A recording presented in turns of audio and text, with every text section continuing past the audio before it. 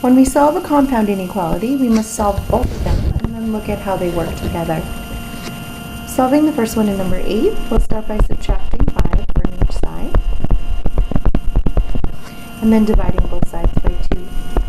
Since we divided by a positive, there's no reason to flip the inequality. To solve the second part of number 8, we subtract 5. Negative 2d is less than or equal to 0. This time we are dividing by negative, so we need to flip our inequality.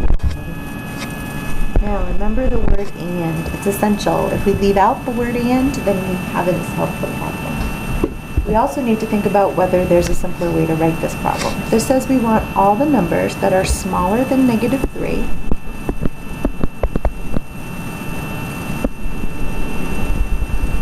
and at the same time are greater than 0. Now when I look at the graph, I can see I can't be here and here at the same time. That's not possible. So given this scenario, there is no solution to this problem. There aren't any numbers that could be in both places at the same time. So the answer is no solution. And if we wanted to graph, we could go ahead and put negative 3 and 0 on the graph, but it would have to be an empty number line since there are no solutions to the problem. In number 9, we have the same two inequalities, so we can simply complete the work in the same way. But this time, we need to have the word or between them. So again, we consider that same number line.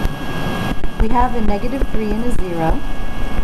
The 0 is shaded to the greater than direction, while the negative 3 is shaded to the less than direction.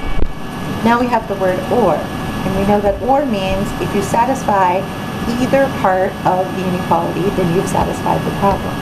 So in this case, this whole thing is our solution. You can see the power of the word or when you look at these two problems side by side.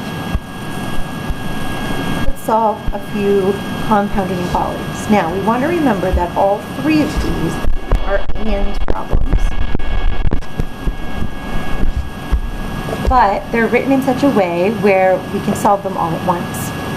So the first one is actually already solved for us, and all we can do is graph. This says x is all of the numbers between negative 5 and positive 11. So all we have to do to graph is to take our negative 5 and positive 11. We see that both of these should be open circles because there's no word or equal to, and we want all of the numbers that are between those two numbers. So everything between these two spots is a solution. For the next one, we do need to isolate the f.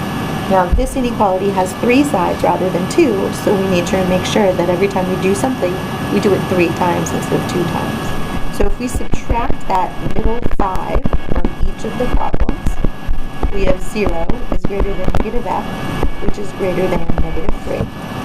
F is not yet alone, so we need to multiply everything by a negative 1 to change the signs. Since we're multiplying by a negative, that's going to flip the inequalities. So we're going to have 0 is less than f, which is less than positive 3. So if we look at a number line, we would have 0 and 3 with open circles on each. And this says f is between those two numbers. F is bigger than 0 and at the same time smaller than 3. So it's the numbers in between. Finally, in number 12, we're going to start by adding 4 to all 3 sides. So we have 6 is less than 3n, which is less than 18. And we'll divide each side by 3. So 2 is less than n, which is less than 6.